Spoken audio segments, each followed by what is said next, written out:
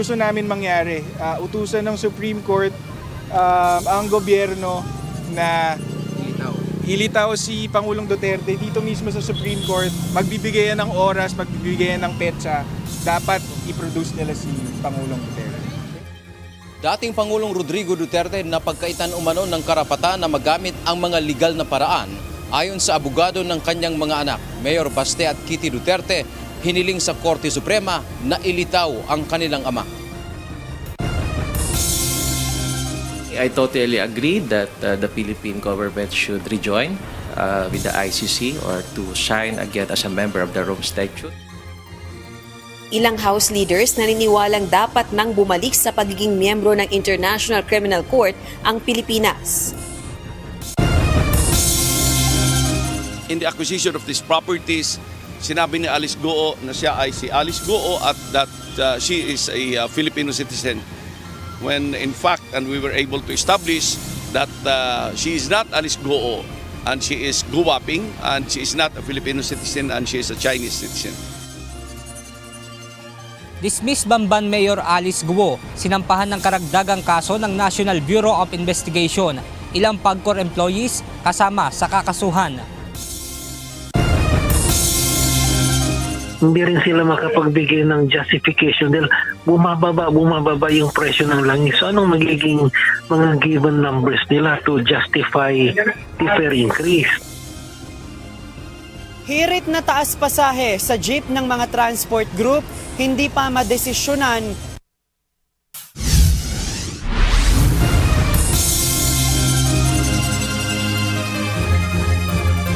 Magandang hapon, Pilipinas at sa buong mundo.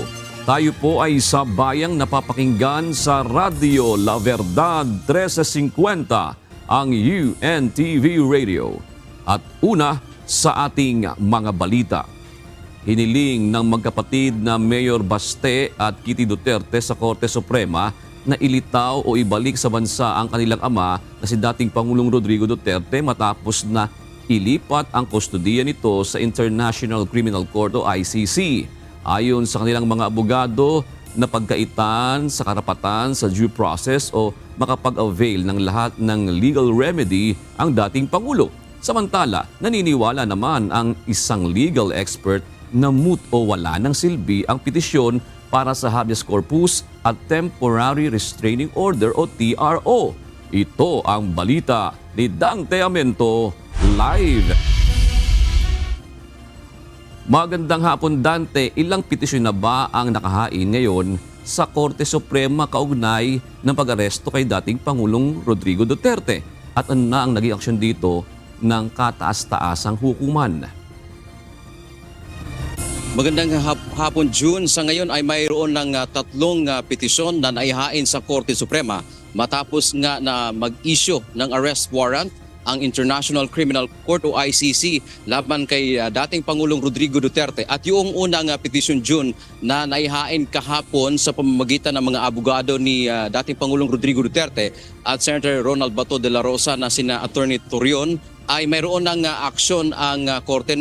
Kanina lamang bago tayo umere ay inilabas ng korte ang kanilang aksyon at walang TRO na inilabas ang Supreme Court doon sa petition for certiorari ng dating Pangulo at ni Senator Bato na humihiling na mag-issue nga ng TRO upang huwag makipagtulungan ang pamahalaan ng Pilipinas sa ICC. At doon naman sa dalawang petisyon kanina, pinakahuli, na naihain ng magkapatid na Mayor Baste Duterte at Kitty Duterte, ang naging aksyon lamang ng korte ay nag-utos ng agarang raffle si Chief Justice Alexander Hismundo at sa ngayon ay napunta na sa isang justice in charge ang nasabing mga kaso.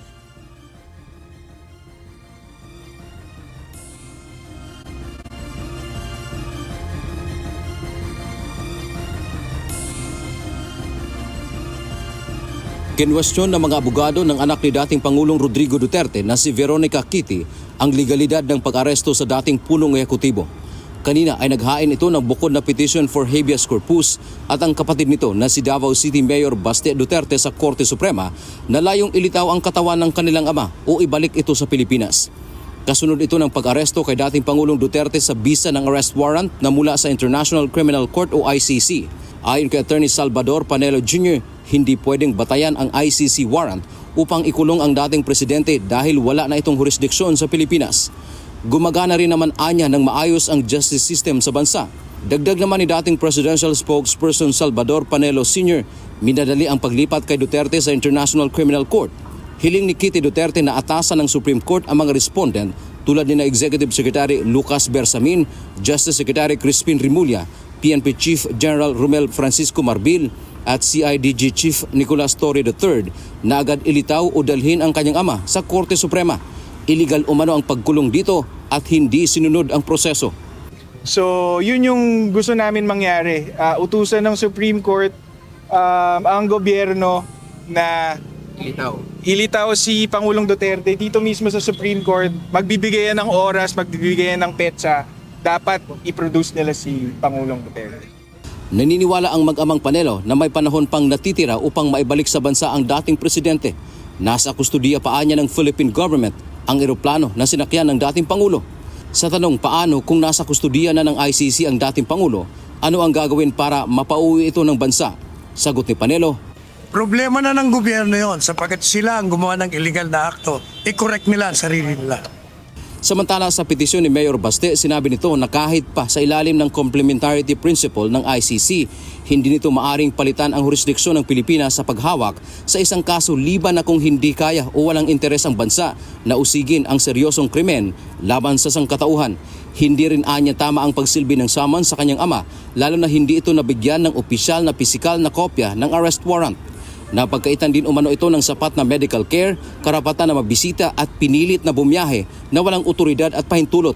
Para naman sa mga abogado ni Kitty, hindi rin naibigay sa dating presidente ang mga remedyong legal bago siya ibigay sa ICC at malinaw na minadalian nila ang ginawa ng pamahalaan. Madaling araw natanggap kahapon ang red notice ng Interpol at kinagabihan ay agad na itong ibinyahe papuntang The Hague, Netherlands. Dapat anya na magpaliwanag ang gobyerno sa kanilang ginawa. Sila ang lumabag ng batas. Kinuha nila pwersahan ang presidente. Isinakay nila sa eroplano laban sa kanyang kalooban. Dinala nila sa isang bansa. So yung illegal na kanilang ginawa, sinusundan yan. Madali sabi, ang gobyerno ay meron pa rin kasalanan. Kahit saan ka magpunta, you are still bound by your illegal acts. Sa pahayag naman ng Department of Justice, iginiit ni Assistant Secretary Miko Clavano na mapayapa at maayos ang pag-aresto sa dating Pangulo. Nasunod ang due process at tinatrato ang former President alinsunod sa batas para pangalagaan ang kanyang karapatan. Ayon naman sa international law expert na si Attorney Rodel Taton, para sa kanya, wala ng bisa, umut na ang hininging remedyo na habeas corpus ng magkapatid na Duterte, pati na ang temporary restraining order na hiningi naman mismo ng dating Pangulo at ni Senator Ronald De La Rosa. Paliwanag nito, ano pa ang pipigilan ng Korte na wala na ito sa Pilipinas. Pero naniniwala siyang re-resolbahin pa rin ng Korte Suprema ang kaso para mabigyang linaw ang maraming isyu. Hindi pwedeng iiwanan natin ng katanungan lamang at hindi nasagot ito ng Korte Suprema or ng ating batas. So it will resolve matters that are brought to it in the exercise of its judicial power. Naniniwala naman si Attorney Taton na kapag titingnan sa panig ng Pilipinas ay insulto ang nangyari na paglipat ng jurisdiksyon o hinahayaan na ang dayuhang mga estado ang lilitis sa kaso ng dating Pangulo. Lumalabas anya na napasailalim tayo ng ICC sa kabila ng hindi na tayo kasapin nito. Iginiit naman ng pamahalaan na ang Pilipinas ay isang malaya o sovereign country at may kakayahan na lilitis at magsakdal ng sarili nitong mamamayan na may paglabag sa batas nito. Maaring pwede natin sabihin na this is an affront attack to the Republic of the Philippines kasi nga parang nagiging subject tayo sa power ng ICC or isang organisasyon na wala naman tayong obligasyon because we are not anymore a member of. Doon kabila nga sa nabanggit nitong mga petitioner ni na Attorney Sal Panelo kanina, ay kino-question nila yung kasi ang usually daw kahit naman mayroong extradition treaty, halimbawa ang dalawang bansa, kapag gusto mong kunin yung isang individual o citizen doon sa bansa na yon, ay hindi naman kaagad ibinibigay yon ng gobyerno at maaari pa siyang mag-avail ng mga remedyo.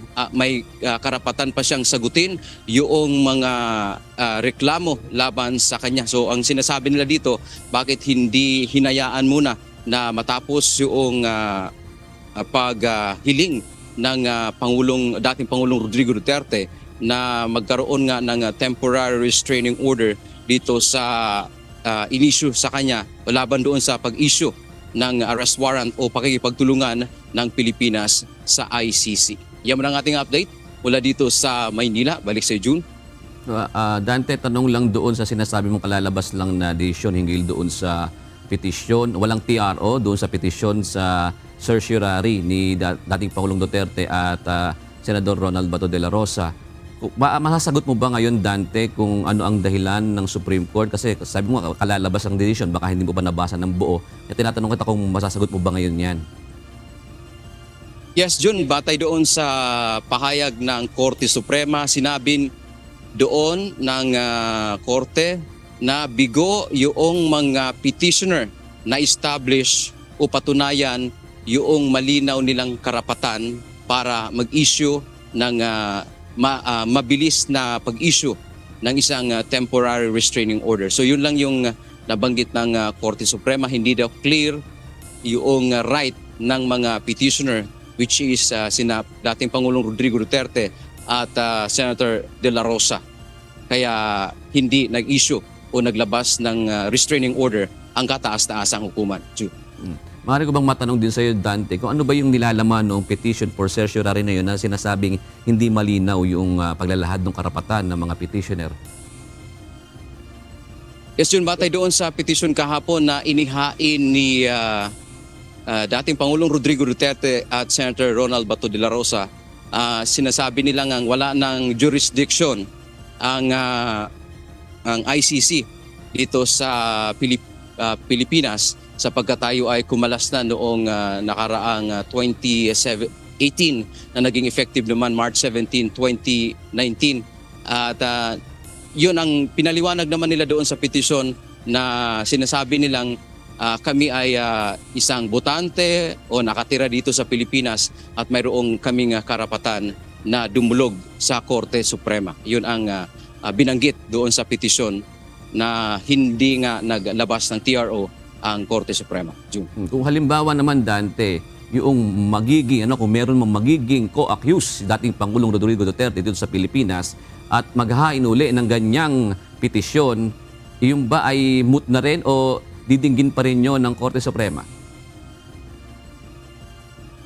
Yes, June, ang alam natin pagka ganyan, kung mayroong panibagong petisyon na ihahain ay o panibagong respondent na maring mag-issue ng panibagong warrant ay bukod yan na re-resolbahin ng ating kataas-taasang hukuman.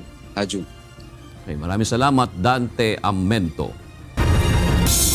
Bumelta ang Malacanang sa naging pahayag ni Vice President Sara Duterte na isa umanong forma ng state kidnapping ang nangyari sa kanyang ama na si dating Pangulong Rodrigo Duterte. Ayon kay Palace Press Officer Claire Castro, wala namang elemento ng kidnapping sa naganap na pag-aresto sa dating Pangulo. Binigyan din ng Malacanang na may arrest warrant na isinilbi laban kay dating Pangulong Duterte. Ano-ano po ba yung elements ng kidnapping?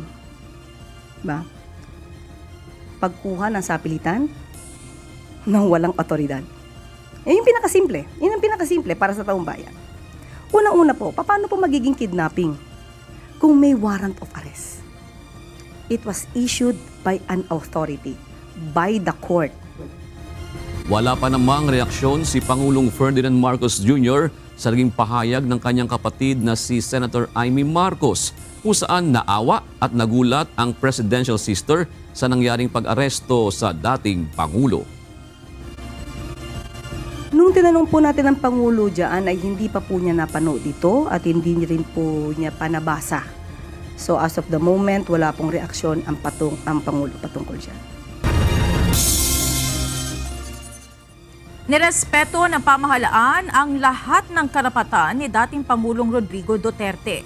Yan ang binigyang diin ng Malacanang sa gitna ng kritisismo na hindi nabigyan ng tamang pagtrato ang dating Pangulo nang siya ay maaresto. Ito ang balita ni Nel Maribuhok. We followed all the legal procedures that are necessary. So I'm confident that if in further examination, you will find that it is proper and correct. Ginarantiyahan ni Pangulong Ferdinand Marcos Jr. na walang anumang nilabag na batas ang pamahalaan sa pag-aresto kay dating Pangulong Rodrigo Duterte kaugnay ng kinakaharap nitong kaso na Crimes Against Humanity sa International Criminal Court o ICC sa The Hague sa Netherlands. Ayon kay Palace Press Officer Attorney Claire Castro, tiniyak ang pagrespeto sa mga karapatan ng dating Pangulo, kabilang na ang pagtitiyak na nasa mabuting kalagayan ng kalusugan nito. Hindi po yan totoo. Dahil nung panahon po na siya po ay nasa kustodiya na po, talaga pong ang pagtrato po sa kanya ay hindi po lamang basta-basta. Tinrato pa rin po siya bilang Pilipino at bilang former president. Kompleto po ang kasamahan po doon, may mga doktor po, may mga nurse, nandun din po ang kanyang mga abogado. So wala pong katotohanan na hindi po nabigyan siya ng tamang atensyon, especially patungkol sa medical needs na kailangan po niya. Ukol naman sa hinaing ng kampo ni Duterte na hindi umano pinayagan na ma-admit sa ospital si FPRRD, paliwanag naman ng Malacanang. Kung ang nagsasabi naman po na doktor na nag-attend po sa kanya ay hindi naman po sinasabing critical ang kanyang kondisyon, hindi naman po kinakailangan siya idalhin sa hospital. Bumuelta rin ng Malacanang sa mga nananawagan ng People Power Revolution kasunod ng pagkakaaresto kay former President Duterte. Hindi po ba pagbabaksak ito ng gobyerno? Unang-una po, may warrant of arrest. Pangalawa, may case na nakafile. Sa ngayon, ayon kay Yusek Castro, wala pang natatanggap ang Malacanang na anumang official communication mula sa Interpol. Sa red notice naman, laban sa mga co-accused ni dating Pangulong Duterte. Nel Maribuhok, UNTV News and Rescue. Diyos ang aming sandigan, serbisyo publiko ang aming pinahalagahan. Lumipad patungong Amsterdam si Vice President Sara Duterte ngayong umaga at kinumpirma ng Office of the Vice President ang paglabas ng bansa ng pangalawang Pangulo. Ayon sa official statement ng OVP, umalis kanina umaga si Vice President Duterte mula sa Maynila patungong Amsterdam. Lumipad si Vice President Duterte sakay ng Emirates Flight EK337 bandang 7:40 kaninang umaga. Dagdag ng OVP, ibabahagi nila ang iba pang mga detalye ng biyahe ng Vice Presidente kung kinakailangan. Samantala, may ilang report din na lumabas na kasama ng pangalawang Pangulo si Representative Paulo Pulong Duterte na bumiyahe. Ngunit sa ngayon ay kinukuha pa natin ang kumpirmasyon nito sa kanyang opisina. Naunang ipinahayag ng Vice Presidente kagabi na susundan niya ang kanyang ama na si dating Pangulong Rodrigo Duterte sa The Hague, Netherlands. Ayon sa pangalawang Pangulo, kailangan niyang makipagpulong sa mga abogado upang talakayin ang kanilang mga susunod na hakbang. Kinumpirma ngayon ni House Secretary General Reginald Velasco na nagsumite ng travel clearance si Davao City 1st District Representative Paulo Duterte. Naka-address ang liham sa tanggapan ni House Speaker Martin Romualdez at may petsang March 11. Inaprubahan nito kaninang alauna ng hapon, March 12. Para ito sa isang personal trip ni Representative Duterte patungong The Hague, Netherlands at Japan mula March 12 hanggang April 15, 2025. Ayon kay House Secretary General Velasco, walang problema kung nakaalis na ng bansa si Congressman Duterte bago pa aprobahan ng travel clearance. Ginawa ng kongresista ang pagbiyahe kasunod ng pag-aresto sa ama nitong si dating Pangulong Rodrigo Duterte sa bisa ng isang arrest warrant mula sa International Criminal Court o ICC. Basta nakalabas siya sa airport nang hindi hinihingi yung travel clearance, no? meron naman understanding yung mga kami and ng congressmen. Minsan nagmamadali yung biyahe. So, we just issue the travel clearance when it's ready. Yung iba nga nasa airport na, minsan nakaalis na. Just to say na the trip was approved by the House of Representatives. It's not unique. We do it also for other congressmen. Bukod kay Congressman Duterte, bumiyahe na rin patungong The Hague, Netherlands si Vice President Sara Duterte na umalis kaninang umaga. Naniniwala ang mga miyembro ng liderato ng Kamara na hindi magbubunga ng political instability sa bansa ang pagkaaresto ni dating Pangulong Rodrigo Duterte. Pabor din ng mga kongresistang ito na bumalik na sa pagiging kasapi ng International Criminal Court ang bansa. Ito ang balita ni Rosalie Cos. Tingin ko they will try to make noise, they will try to have their rallies, pero tingin ko hindi naman siya magkukos ng direct na instability. Laman ng headlines hindi lang sa Pilipinas kundi maging sa iba't ibang international news organizations ang pag-aresto kay dating Pangulong Rodrigo Duterte sa bisa ng arrest warrant ng International Criminal Court o ICC dahil sa kasong crimes against humanity. Kasunod nito, nanawagan sa mga taga-suporta ang isa sa dating kabilang sa Duterte administration na si former presidential spokesperson Harry Roque na mag-rally na sa EDSA. Mga kaibigan, lahat ng mga hindi lang nagmamahal kay Presidente Duterte, lahat na nagbibigay importansya sa soberenya at jurisdiksyon at pagiging malaya ng Pilipinas, kinakailangan po manindigan na tayo. Magtungo na po tayo ngayon sa EDSA. Sa kabila nito, naniniwala ang ilang kasama sa House leadership na hindi magreresulta sa political instability ang ginawang pag-aresto kay dating Pangulong Duterte. Bagkus, naipakitaan nila sa buong mundo ang pagsunod sa rule of law ng Pilipinas. Naipakita natin hindi lang sa ating bansa kundi sa buong mundo na the rule of law is applied equally to everyone in this country. Political noise will always be noisy, but what matters is who delivers and who produces the results. Kung ang mga ito ang tatanungin, panahon na para muling sumali sa ICC ang Pilipinas. Handaan nila silang suportahan ito kung magdedesisyon ang administrasyon ni Pangulong Bongbong Marcos Jr. I totally agree that the Philippine government should rejoin with the ICC or to sign again as a member of the Rome Statute. The importance of being a member of this is that there are crimes that if the state or the government has failed to conduct a genuine investigation or prosecution of particular crimes, it's our duty to give protection to our people.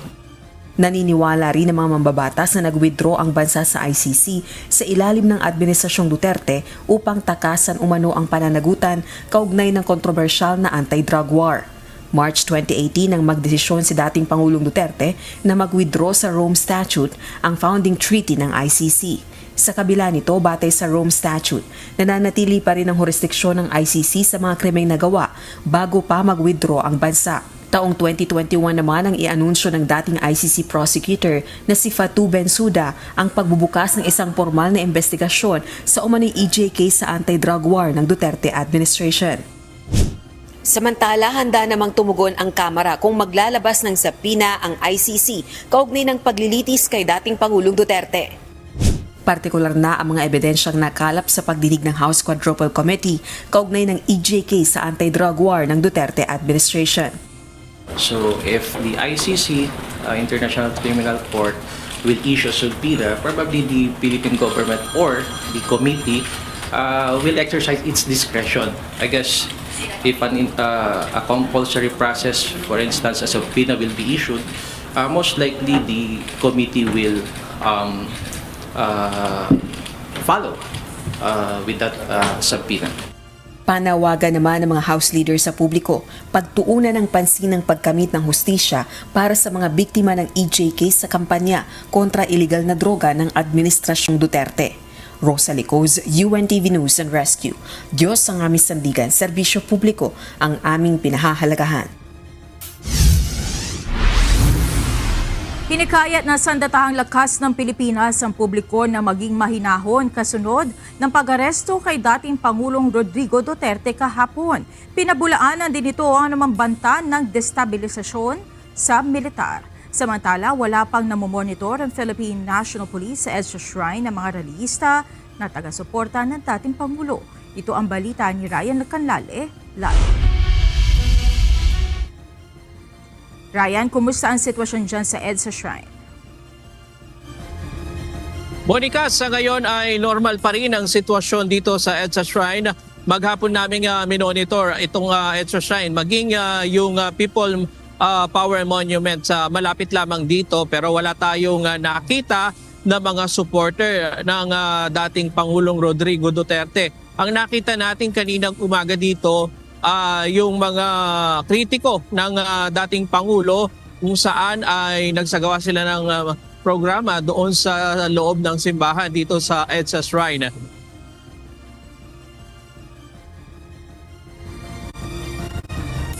It's a waste of time kasi at this point the Armed Forces of the Philippines is very professional, the Army is very professional, and we follow the chain of command.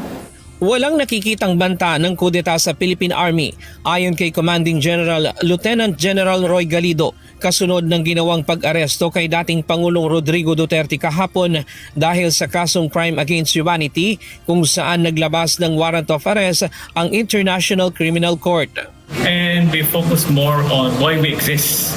We exist to protect the sovereignty of our country and most especially preparation for our defense. Tiniyak ni General Galido na lagi silang nakikipag-ugnayan sa Philippine National Police at nakahandang tumulong sa anumang banta sa seguridad ng bansa. Aniya, hindi makikialam ang Philippine Army sa usapin ng politika, lalo na sa umiinit na usapin hinggil sa sinapit ni dating Pangulong Rodrigo Duterte. Yes. This is what we call cognitive warfare.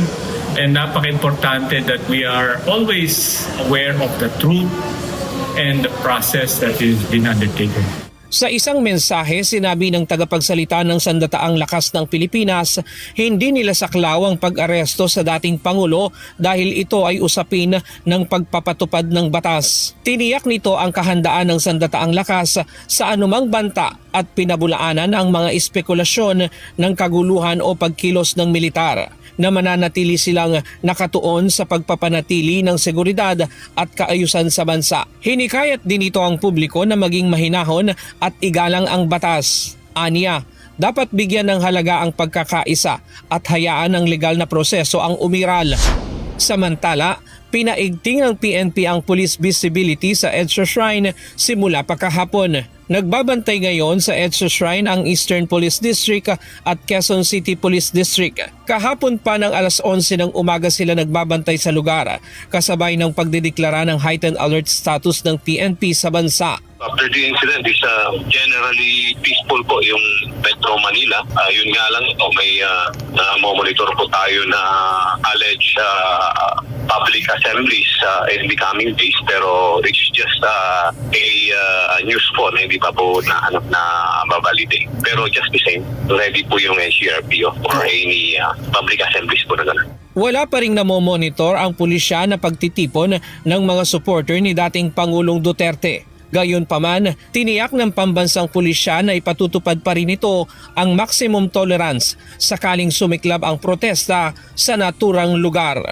Ang 24/7 deployment po yung EDSA Shrine. Pero yung US Embassy at saka EDSA Shrine po. Yung Liwasang Bonifacio, alam naman natin na yung Liwasang Bonifacio ay isa pong declared po na tourism park. May malapit po tayo na PCP doon na nagmomonitor. Monica, kanina may mga naririnig tayo na magkakaroon ng hunger strike dito sa EDSA Shrine, yung mga sympathizer ng dating Pangulong Rodrigo Duterte. Pero hanggang ngayon wala pa tayong nakikita. At yung ating mga pulis dito, hindi natin alam kung hanggang saan kailan sila mananatili dito.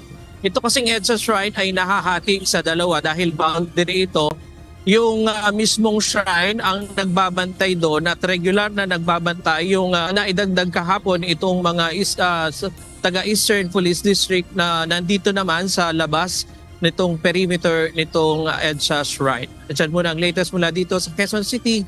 Balik sa'yo, Monica. Maraming salamat, Ryan Canlay. Samantala, narito ang mga balita sa iba't ibang panig ng mundo na ihahatid ng ating global correspondent na si Ann Gonzalez mula sa Ho Chi Minh City, Vietnam.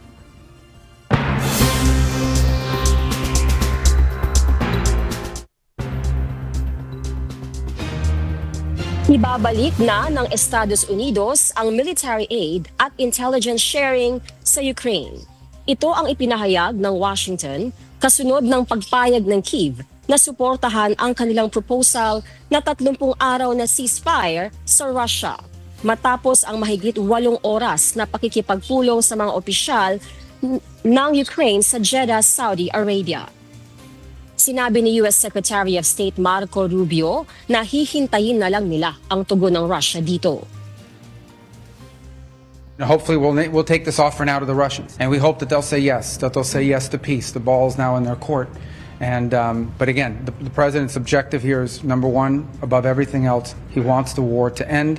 And I think today Ukraine has taken a concrete step in that regard. We hope the Russians will reciprocate.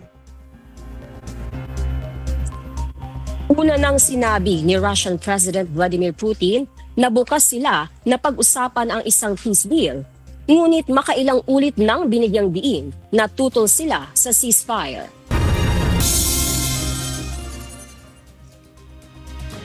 Wagi ang partido ng oposisyong pro-negosyo ng Greenland sa binabantayang parliamentary elections.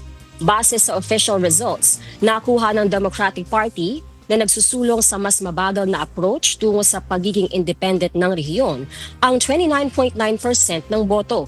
Ang Greenland ay isang rehiyon na mayaman sa langis at gas. Samantala, ang mga natalong dominant na partido sa Greenland ay sumasang-ayon sa pagnanais ng kalayaan mula Denmark.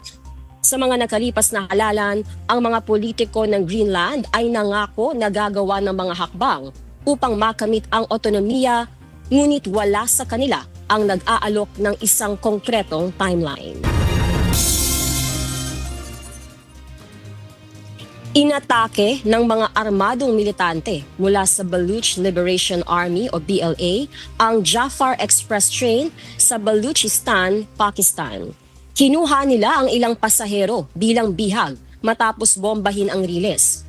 Ayon sa ulat, 16 na militante ang napatay at 104 na pasahero ang nailitas, kabilang ang 17 sugatan na dinala sa ospital.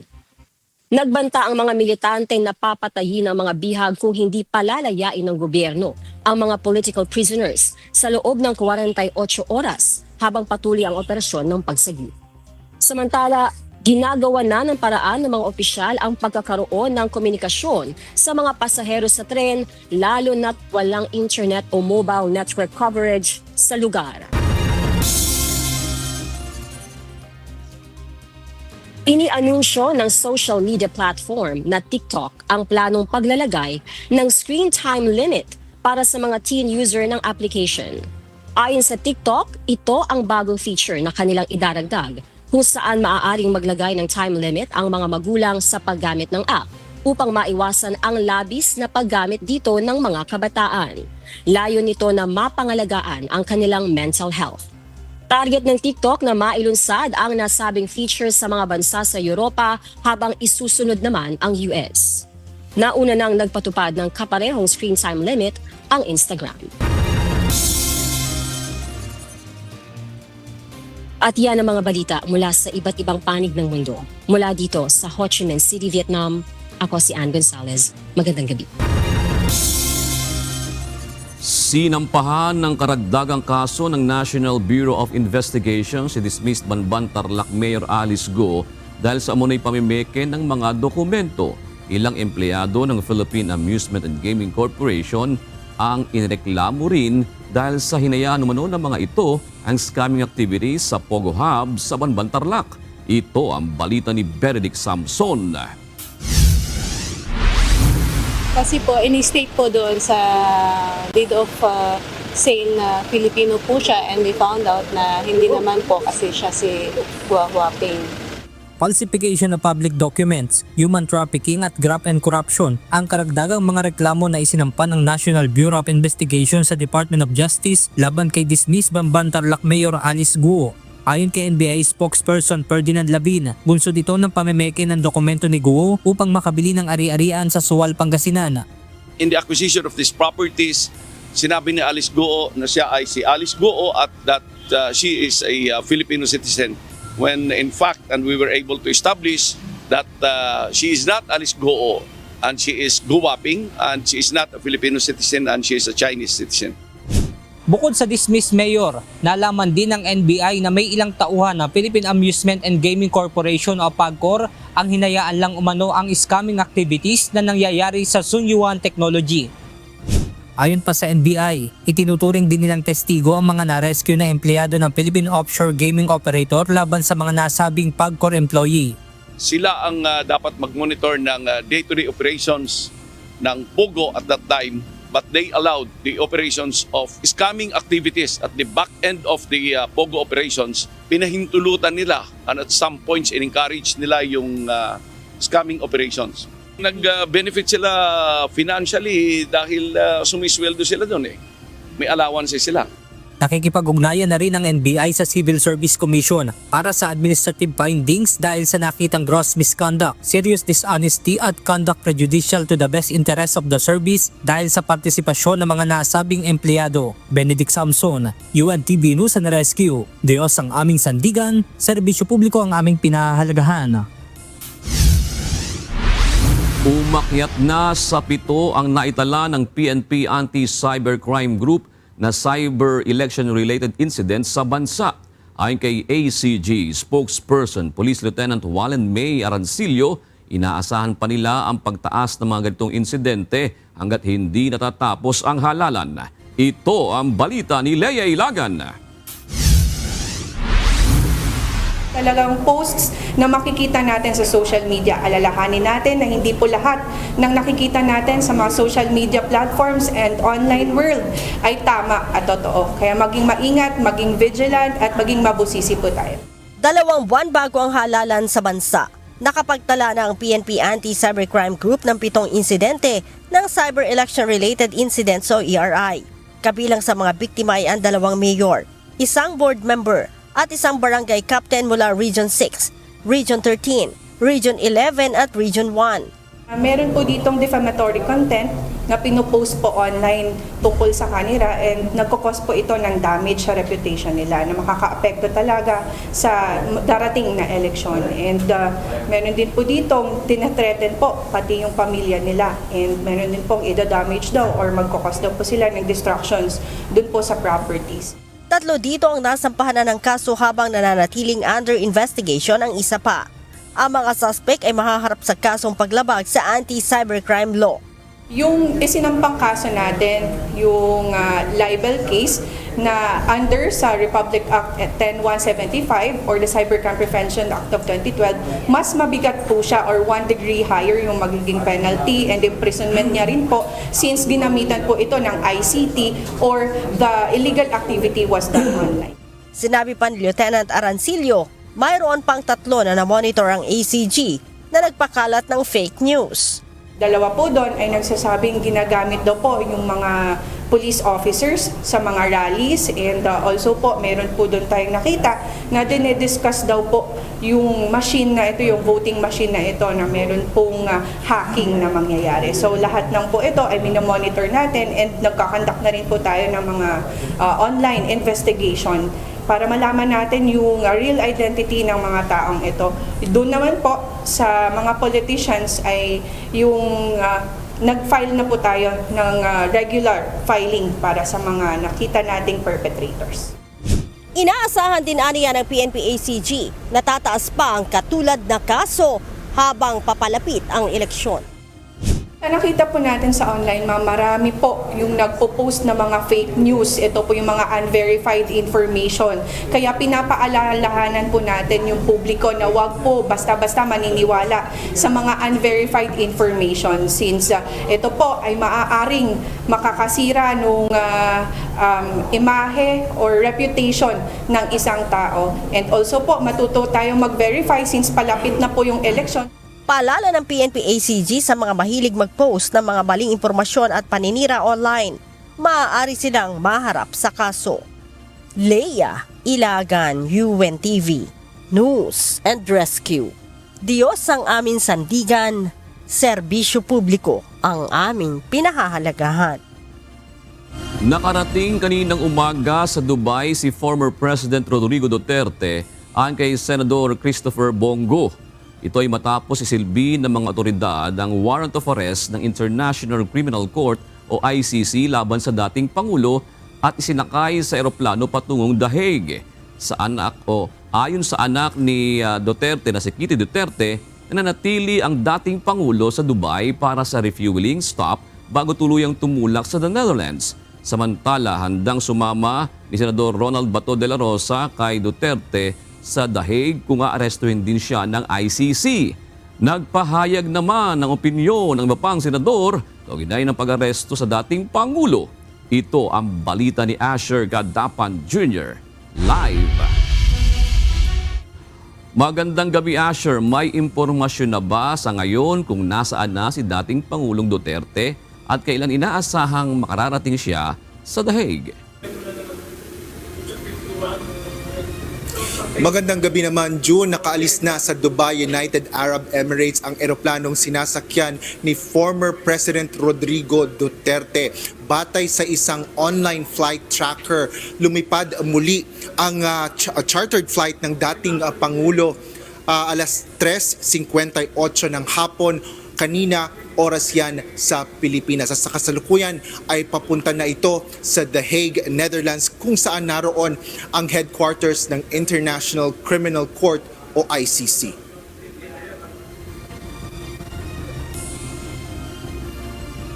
Pasado alas 11 kagabi nang lumipad ang chartered flight ng isinakay si dating Pangulong Duterte para dalhin sa The Hague kung saan haharap siya sa ICC para sa kanyang paglilitis. Lumapag ang jet nito sa Dubai, United Arab Emirates kaninang alas 8:04 ng umaga sa Pilipinas batay sa online flight tracker.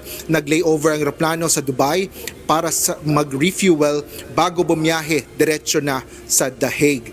Batay sa larawan at videos na ibinahagi ni Senador Christopher Bongo, makikita ang dating Pangulo sa loob ng eroplano kasama si former Executive Secretary Attorney Salvador Medjaldia.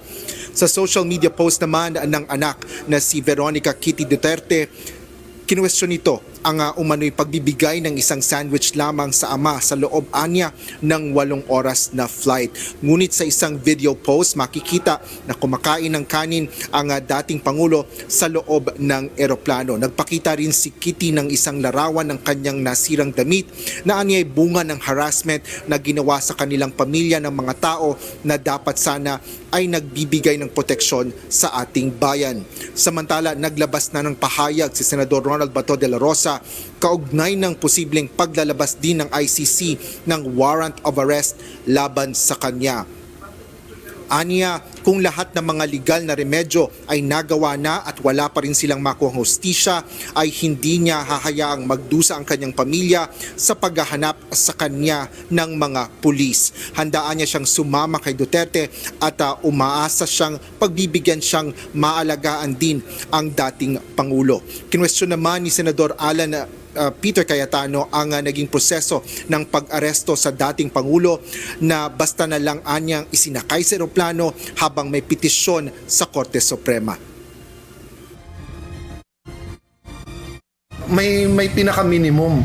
Ang pinaka-minimum is due process and letting everyone avail of the legal remedies. Hindi pwedeng may korte sa ibang bansa, huhulihin mo tapos isasakay mo na lang sa eroplano. So, eto po tanong ko sa inyo. Paano kung sitting Supreme Court Chief Justice sitting speaker, sitting Senate President, sitting cabinet member, sitting president ng ating bansa, may isang international court na naglabas, yung PNP, huhulihin nyo na lang, sasakay nyo na lang sa aeroplano, aalis na sa ating bansa. Diba?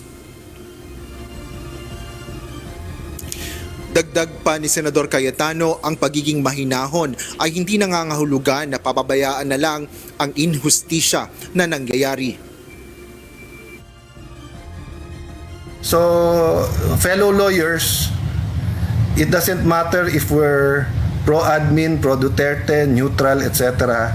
Ang pinag-uusapan na dito, ano yung batas ng Pilipinas. And ako personally, I'm so uncomfortable. I'm much more than that, but I'm just trying to maintain my cool na pwede talagang a foreign court will order tapos arestuhin mo dito.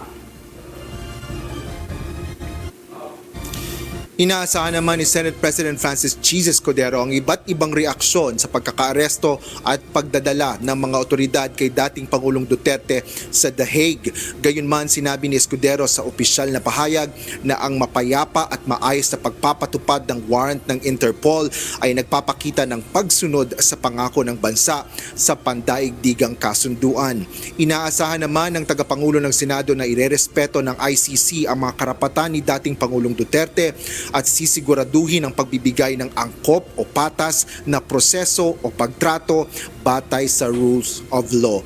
Bagaman natural na demokrasya ang debate at hindi pagkakaunawaan, hinihimok ng senador ang mga mamamayan ng kahinahunan at respeto na ipinakita rin ng magkaibang panig kaugnay ng pangyayari. Hinihikayat din ito ang mga kandidato sa midterm elections na huwag gamitin ang issue para sa pagtataguyod ng kanilang kandidatura dahil isaan niya itong seryosong suliranin.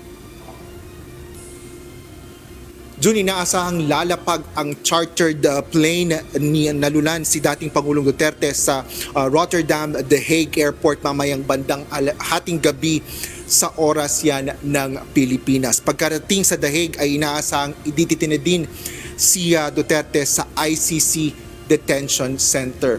Kanina lamang ay nagkaroon tayo ng pagkakataon na makapanayam sa telepono si Senador Bato de la Rosa at sinabi nito na ang dahilan ng kanyang tila pananahimik sa mga nagdaang araw ay dahil nangangampanya ito sa mga bundok sa Surigao at Agusan sa mga nagdaang araw. Nakapatay niya ang kanyang telepono para na rin tutukan yung kanilang pag-aasikaso ng petisyon na isinampa nila sa Korte Suprema.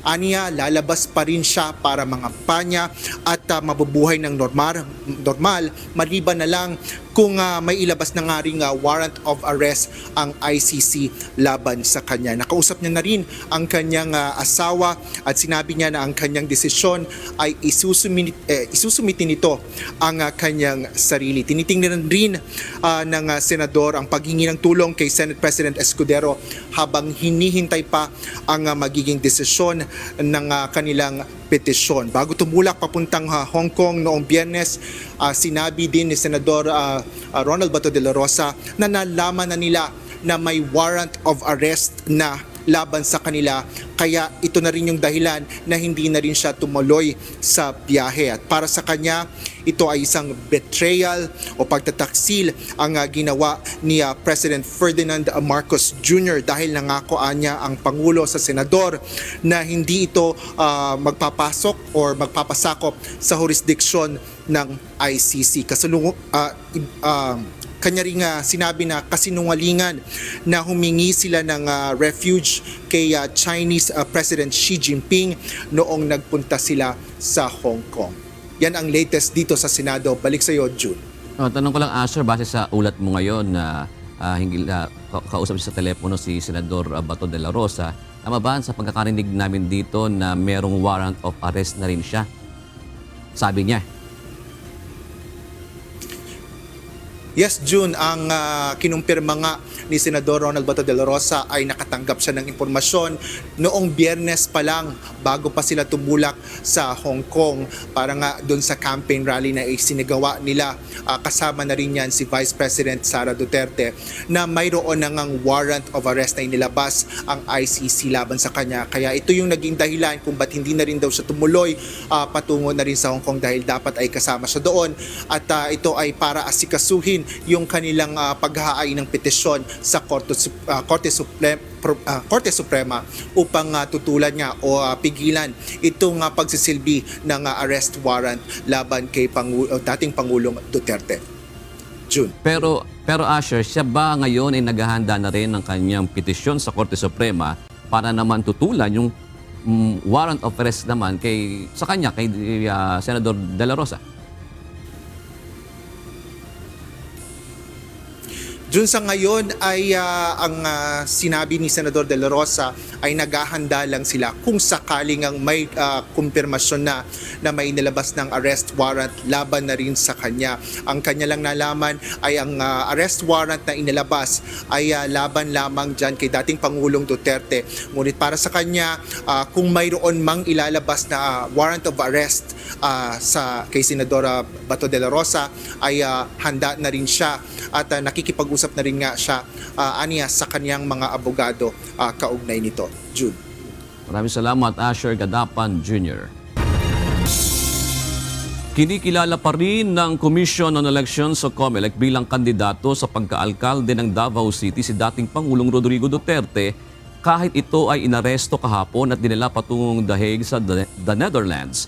Ayon sa COMELEC, kung sakaling manalo ito sa eleksyon, maaari pa rin itong makaupo bilang city mayor. At kung hindi naman nitong magagampanan ng pagiging alkalde, maaari namang humalili bilang acting mayor ang mananalong vice mayor.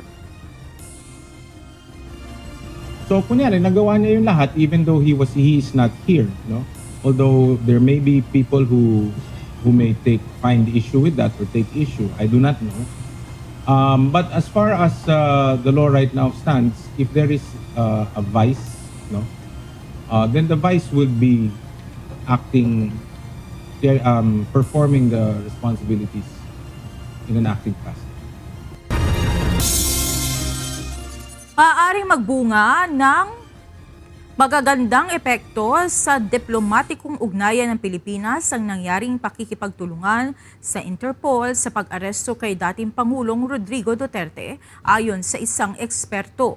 Ngunit kasabay nito ang posibleng hamon sa pamahalaan na tiyakin sa sambayan ng Pilipino na nananatiling mapayapa ang Pilipinas. Ito ang balita ni Ivan Alvarez.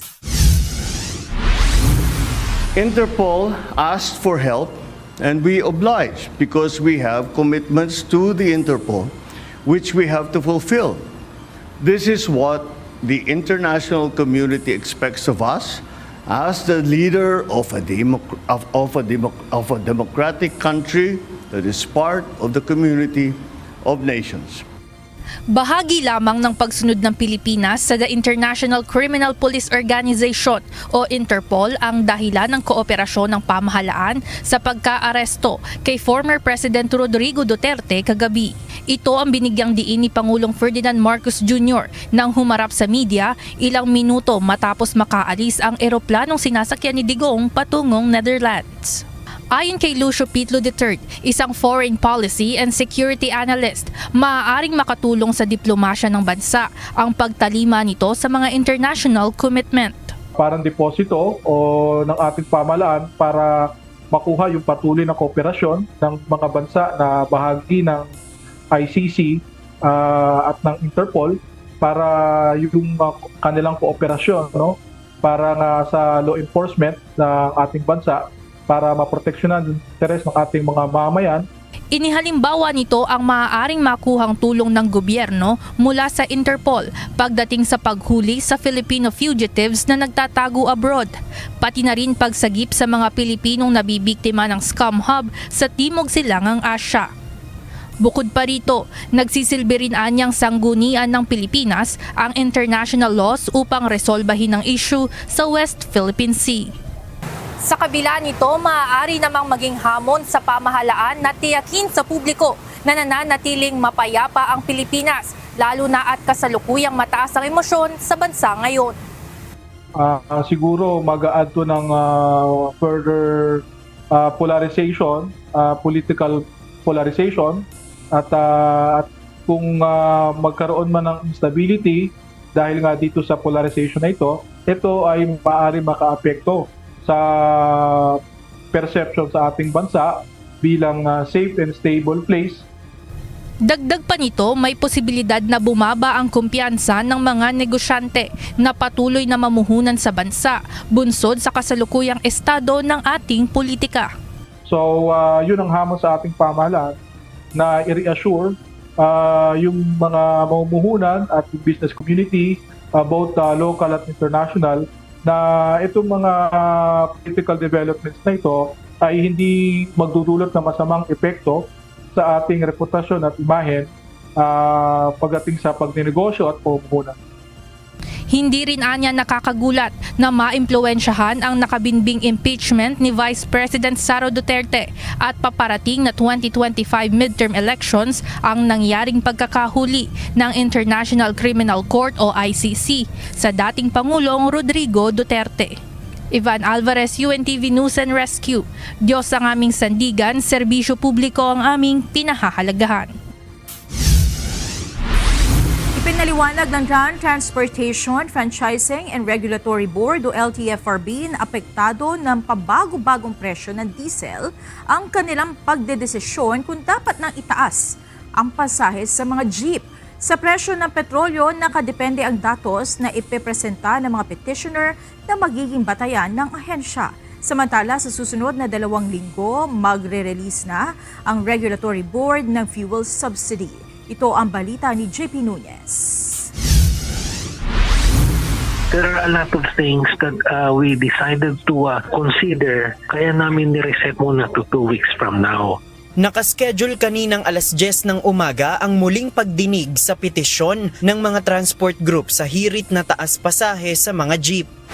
Pero nagpasya ang Land Transportation Franchising and Regulatory Board o LTFRB na iurong ang petsa nito 2 linggo mula ngayon.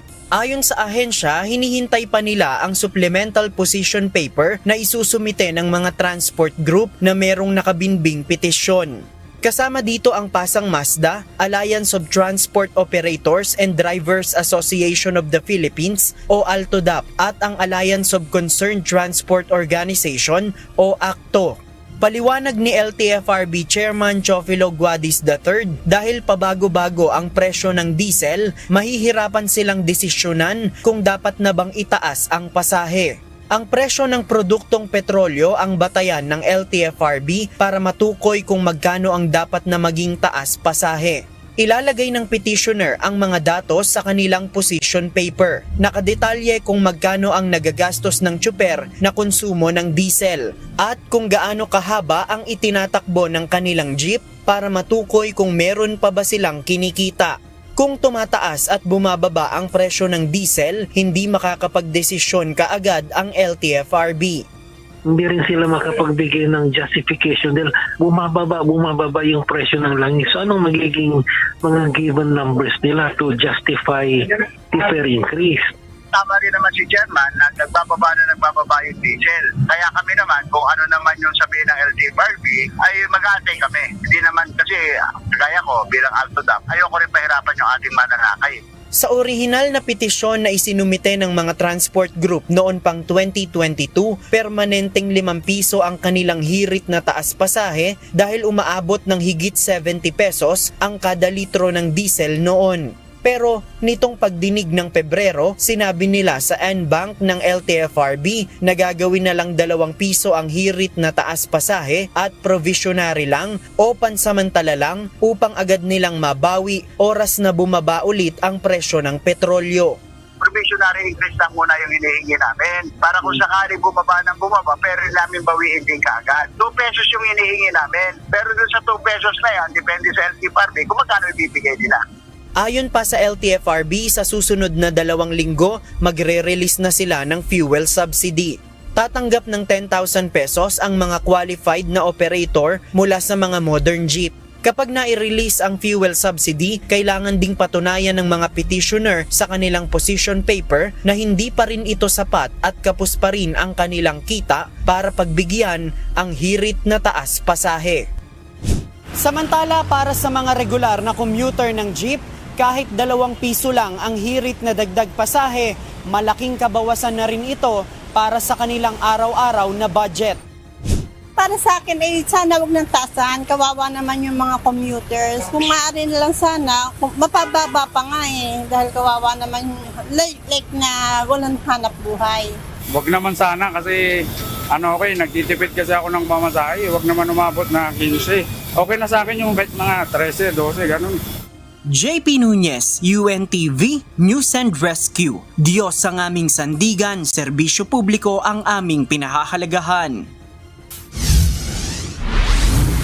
Sinimulan ng tanggalin kaninang umaga ang mga bakod at barikada ng construction site na nasa kanto ng North Avenue at ng EDSA. Bahagi ito ng ginagawang Unified Grand Central Station o Common Station. Ilang taon na itong nakalagay sa kalsada at dahilan din ng pagsisikip ng daloy ng mga sasakyan na palabas at papasok ng EDSA tuwing rush hour.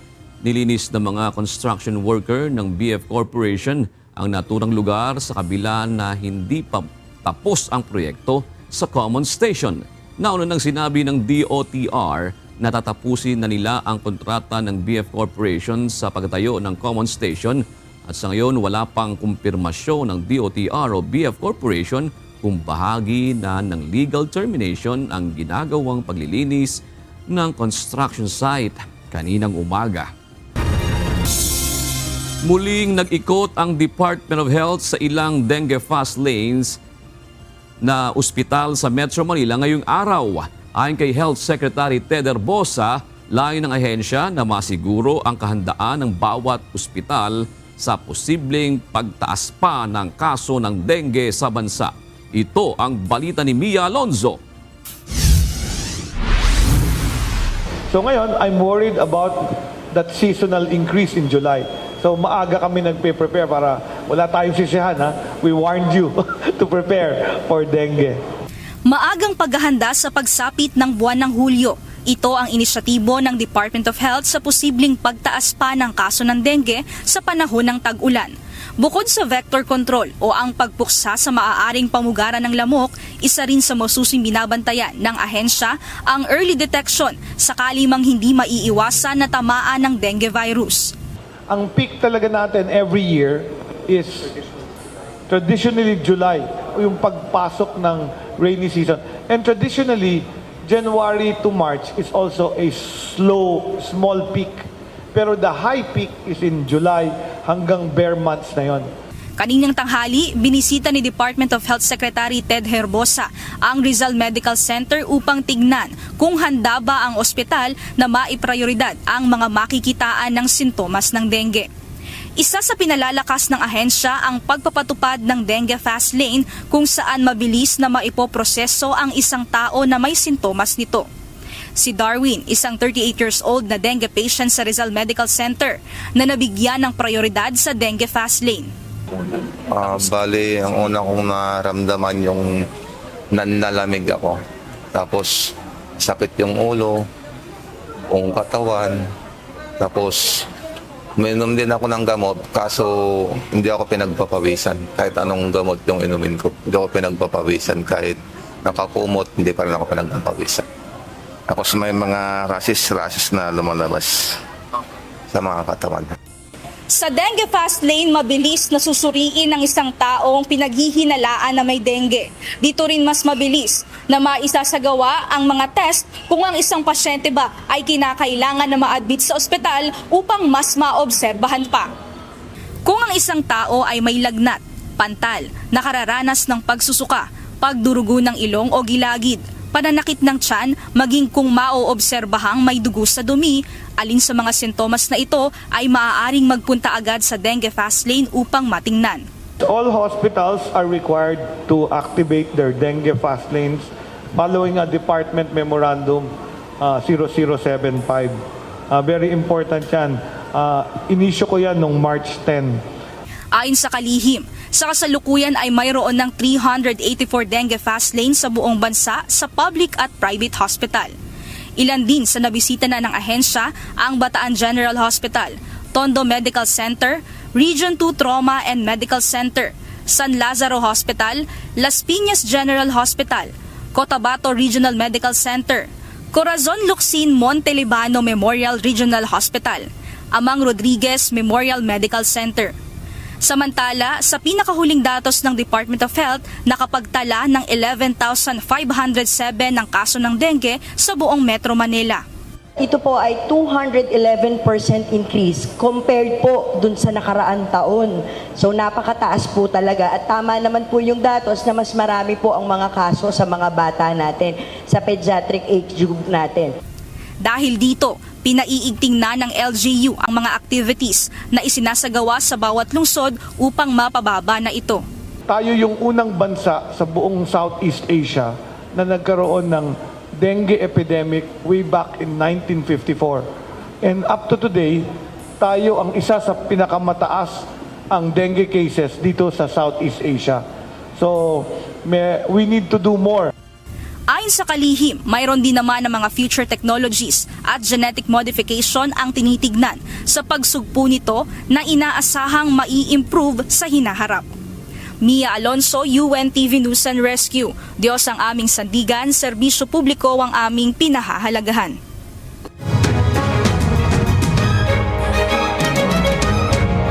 Muling kinilala ang Mactan Cebu International Airport bilang Best Airport in Asia Pacific ng Airports Council International.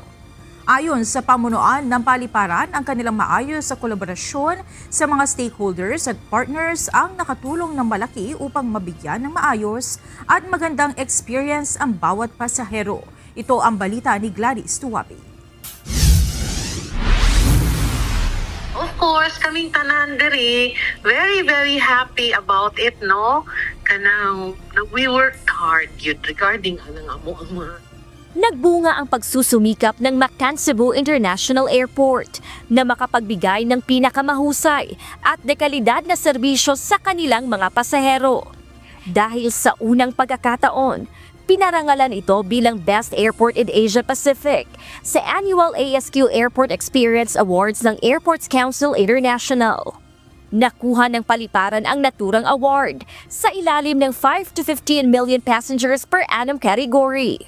Ang ACI ASQ Awards ay base sa direktang feedback ng mga pasahero patungkol sa kanilang airport customer experience. Sinasabing taon-taon ay nasa higit 11 milyong domestic at international passengers ang dumadaan sa Mactan Cebu International Airport. Ayon naman sa pamunuan ng MCIA, malaking bahagi sa karangalang kanilang natanggap ang maayos na pakikipagtulungan nila sa mga stakeholder at partners para makapagbigay ng maayos at magandang experience sa mga pasahero. Tanan, appeal gyud nga nagtrabaho from the gina hard work, mga committed gyud nga personnel gyud ba naghimo regarding sa ilahang trabaho nga gitarong gyud nila para sa mga security kanang mga naglimpyo sa mga toilets ana gyud kami gyud tanan nagtrabaho for that purpose. So mo na ang amo ang maayo kaayo nga collaboration with everyone, mga tanang stakeholders diha sa airport mo na ang amo nakita gyud nga really stand out gyud ta regarding ana. Nagpapasalamat ang kamunuan ng MCIA sa tiwalang ibinibigay ng mga pasahero sa kanila at asahan na hindi sila titigil sa pagsisikap upang bigyan ng serious customer experience ang bawat pasaherong dadaan sa paliparan. Gladys Tuwabi, UNTV News and Rescue. Diyos ang aming sandigan, serbisyo publiko ang aming pinahahalagahan.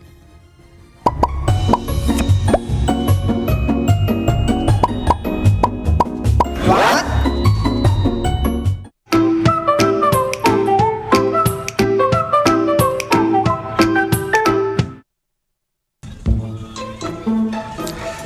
Alam mo ba, na yung paborito nating kape at tsokolate, bawal yan noon.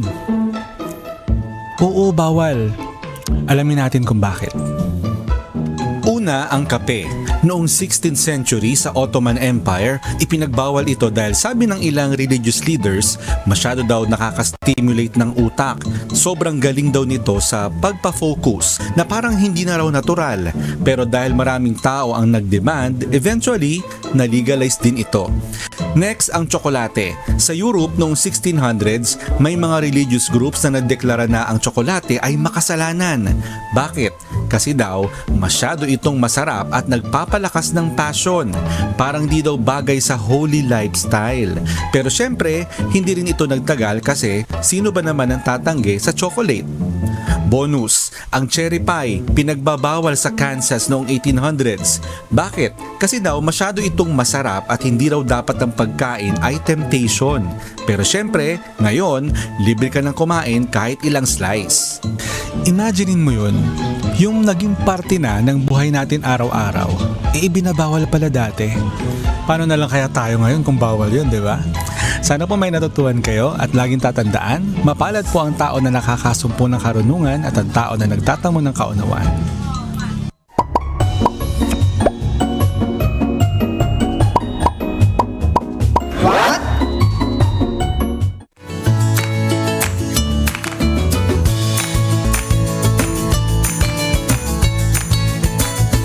Na ito po ang ating mga kausi ngayong araw po ng Miyerkules. Salamat po at shout out kina Ronilo Fronteras, Merlinda Baybayan at Ricardo Dagkuta.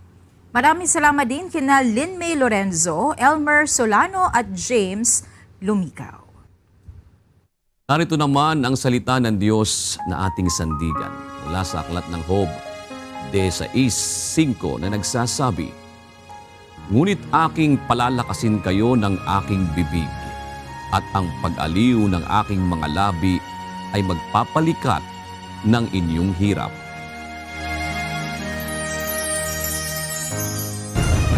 At yan ang naging kabuuan ng ating balitaan ngayong gabi. Aming inilahad ng buong katapatan kung paano namin nasaksihan. Kayo po'y makapagtitiwala ng aming nakita at narinig, ang aming ibinabalita. At dito po sa UNTV, Diyos ang aming sandigan, serbisyo publiko ang aming pinahahalagahan. Magandang gabi po.